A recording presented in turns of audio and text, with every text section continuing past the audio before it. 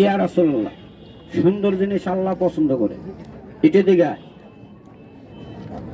এটার নাম দুধরাজ, কেউ বলে দাঁড়ায়। এই হারামজাদারা দিনের বেলায় করে চৌকিদারি, রাইতের বেলায় করে মানুষের বাড়িতে নাইট ডিউটি। হাতের বাঁধনটা সেইটা দেন। এই যে দেখেন, এটার নাম দুধরাজ, ওই সাপটার নাম দাঁড়াই সাপ। এটা সাদা, এক আপলা হাত দিয়ে সাগর, এটা সাদা, এটা কিন্তু বাবা কালা। এটারে যদি সাইডা দেই, কত লোকের স্যান্ডেল পামো কিন্তু মানুষ কমো না, আসলেও মুখে কিন্তু বিষ নেই। আবার কত গাবলা লোক আছে ঠেলে করে দাঁত নাই।